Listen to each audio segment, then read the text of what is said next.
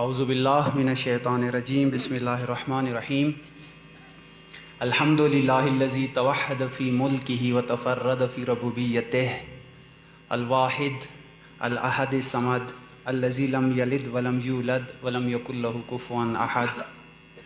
والصلاۃ والسلام علی اشرف الخلائق اجمعین محمد وآلہ الطیبین الطاہرین المعصومین الہداۃ المہدیین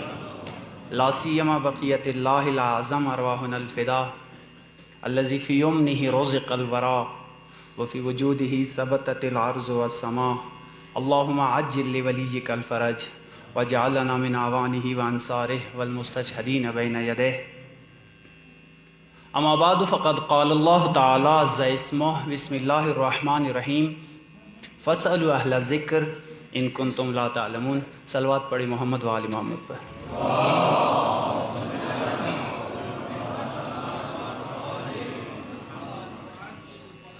سب سے پہلے میں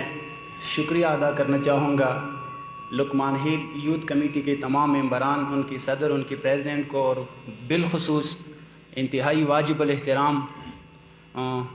استاد آغا اخلاق حسین شریعتی کو کہ انہوں نے اتنے بہترین انوائرمنٹ ہمارے لیے فراہم فرمایا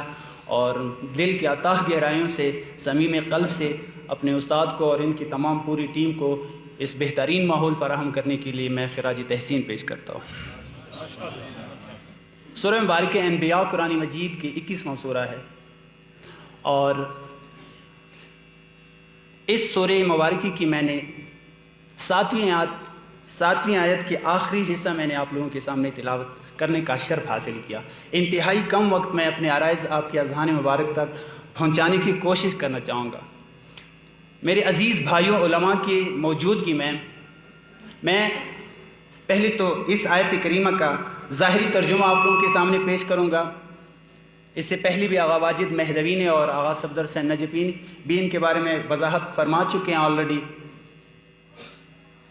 ارشاد رب العزت ہیں کہ جب آپ لا یعلمون ہیں تو آپ یعلمون سے جا کے پوچھ لیں. کسی چیز کے متعلق اگر آپ نہیں جانتے ہیں تو اس فیلڈ کے ایکسپرٹ کے پاس جائیں اور ان سے وہ پوچھ لیں.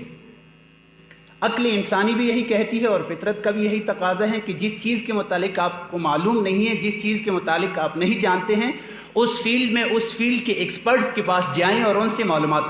فراہم کر لیں. عقل انسانی کا تقاضا ہے. تو لہٰذا مرجعیت یہ ہمارے پاس وحدت کا مرکز ہونا چاہیے، نفاق کا نہیں. مجھے نہیں لگتا کہ پوری دنیا میں کوئی ایک بھی فرد ہو کہ جو صاحبان علم کی مخالفت کر لے، لیکن اگر ہم اس چیز کو بہترین طریقے سے اور پاکیزگی کے ساتھ ایگزیکیوٹ کر لے، لوگوں تک پہنچائے، تو مجھے نہیں لگتا کہ دنیا میں ایک فرد واحد ایسا ہو کہ جو علم کی مخالفت کر لے. مجھے نہیں لگتا کہ کوئی علم کی مخالفت کر لے. آج میں آپ لوگوں کے سامنے پہلے نفی سے آغاز کروں گا.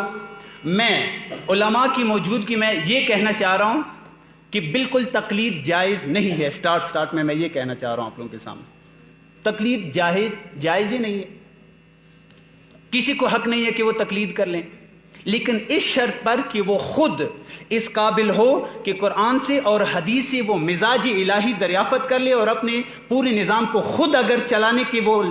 پورے اعمال کو اور اپنے عقیدے کو، ان تمام چیزوں کو اگر خود اس قابل ہے کہ وہ قرآن سے اور احادیث سے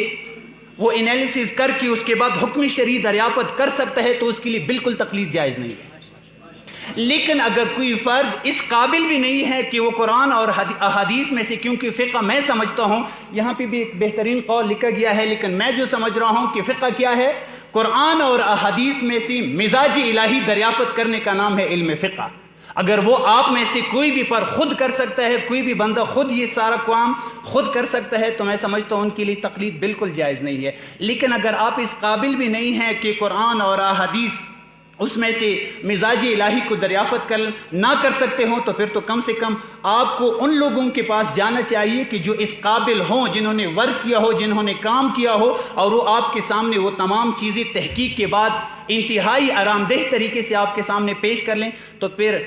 حق کا تقاضا بھی یہ ہے کہ ان لوگوں کی پیروی کرنی چاہیے.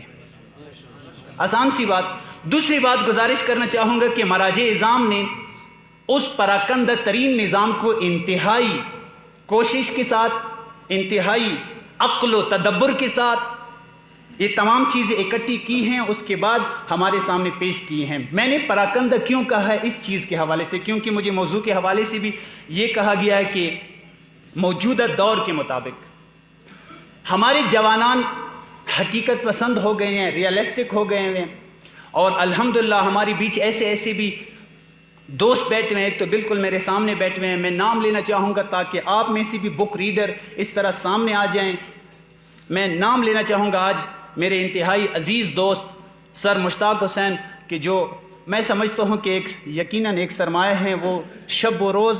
اور ایک مخصوص ٹائم نکال لیتے ہوتے ہیں کتاب کے لیے۔ ایسے لوگ بیچ میں بیٹھے ہوئے ہیں، وہ یقیناً میری اس بات کی تائید کر لیں گے کہ اگر آپ اپنی شیعوں کی، ایون آپ کی کتب اربابی اگر آپ ملاحظہ فرمائیں گے، اگر آپ اسٹڈی کر لیں گے، آپ کے بیچ انہی کتابوں میں ایسی احادیث آپ کے سامنے آ جائیں گی کہ آپ مشوش ہو جائیں گے کہ بھائی یہ تو ہماری شیعوں کی کتابوں میں ایسی باتیں لکھی جا چکی ہوئی ہیں۔ تھوڑا سا ساتھ دے دیں پلیز۔ آپ ارشاد شیخ مفید آپ سٹڈی کر لیں گے، جب آپ پوری بک سٹڈی کر لیں گے تب آپ کو اندازہ ہو جائے گا کہ ان کی بیچ تو ایسی باتیں بھی لکھی گئی ہے، ائمہ علیہ السلام سے نقل کردہ ایسے احادیث، ایسی روایات ہمارے سامنے آ جائیں گی کہ ہم پاگل ہو جائیں گے کہ یہ کہاں سے یہ باتیں بیچ میں آ گئی تھی۔ وہ تو اصل مسئلہ یہ ہے کہ ہمارے پاس کچھ بھی نہیں ہے،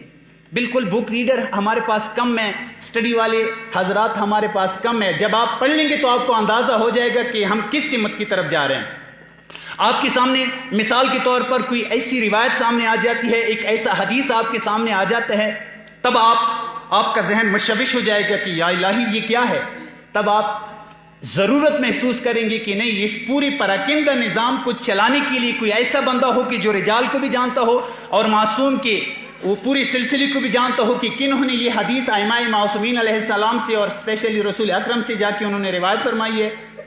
اور ساتھ وہ وقت کے بارے میں بھی اس کو بخوبی علم ہو کہ کن حالات میں یہ حدیث معصوم سے روایت کی گئی ہیں۔ وہ تقیّ کا دور تھا، معصوم اپنے گھر میں تھے، معصوم دشمنوں کے بیچ بیٹھے ہوئے تھے، معصوم کے سامنے ماحول کیسا تھا، ان تمام چیزوں کو مد نظر رکھتے ہوئے اس کے بعد اس حدیث کے بارے میں وہ تحقیق شروع کر دیتے ہوتے ہیں۔ یہ تمام چیزیں ضرورت ہوتی ہے، لیکن اس طرح نہیں ہے کہ آپ کوئی بھی حدیث پڑھ لیں کتاب میں سے اور اس سے آپ حکم شرعی نکالیں گے۔ یہ ہمارے مذہب میں نہیں ہے۔ دو ہمارے پاس راستے ہیں،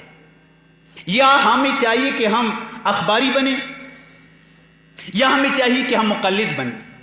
اخباریوں کا طریقہ کار یہی ہے کہ کوئی بھی چیز آپ کتاب میں سے نکالیں اور وہ ہم اپنی عملی زندگی میں اس کے اوپر عمل پیرا ہو جائیں۔ اخباریوں کا نظریہ ہے آپ کو لگ پتہ جائے گا، یقین جانیے، کسی بھی فرد کو، کسی کو کہہ رہا ہوں، حتی آپ اپنی کتب اربعہ پڑھ لیں اور اس سے آپ اخباری عقیدہ لے لیں، آپ کو لگ پتہ جائے گا کہ آپ کن کن جھنجھٹوں میں جا کے پھنس رہے ہیں۔ سمجھ رہے ہیں آپ میری بات کو نا؟ اگر آپ اخباری ہیں ڈائریکٹ، تو میں ایک سادی سی بات کہوں کہ اگر آپ اخباری ہے تو اس پہ فیصلہ کریں کہ بھائی میں اخباری ہوں، کوئی بھی حدیث نکالے اس پہ عمل کر لیں، تو آپ انتہائی ایسے جھنجھٹوں میں پھنس جائیں گے کہ آپ کا نکلنا وہاں سے مشکل ہو جائے گا۔ اگر آپ مقلد ہیں تو مقلد کوئی ایسی ویسی بات نہیں ہے، وہ لوگ تحقیق کر رہے ہوتے ہیں، شب و روز بیٹھے ہوتے ہیں، احادیث میں سے، قرآن میں سے مزاج الہی ڈیویلپ کرتے ہیں، تحقیق کے بعد ہمارے سامنے رکھ دیتے ہیں۔ آیا ہم اس قابل بھی نہیں ہیں کہ ان کے اوپر عمل کر لیں؟ تو آخری بات میں یہ کہنا چاہوں گا آپ سب سامعین کو،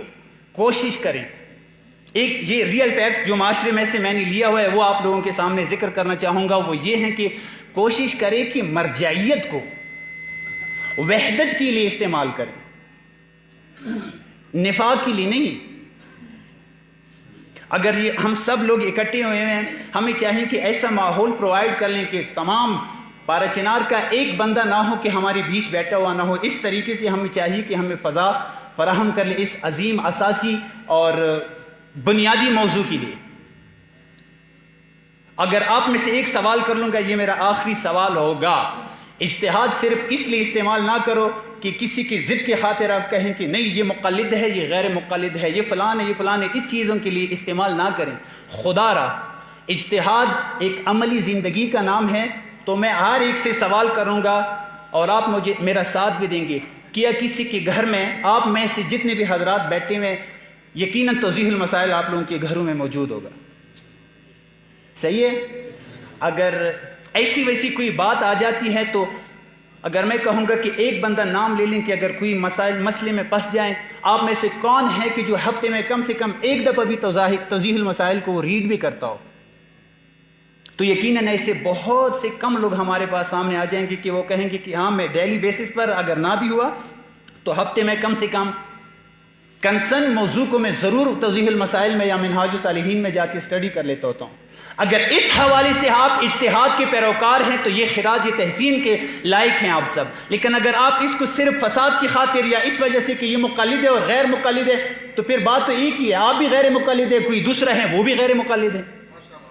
بات اصل یہ ہے کہ اس چیز کو میدان عمل میں اس چیز کے اوپر عمل ہو سکے۔ خدا تعالیٰ سے دعا ہے کہ جتنے بھی سامعین ہیں اور جتنے بھی آرگنائزر ہیں، اللہ تعالیٰ ان کو دن دگنی رات چگنی ترقی عطا فرمائے،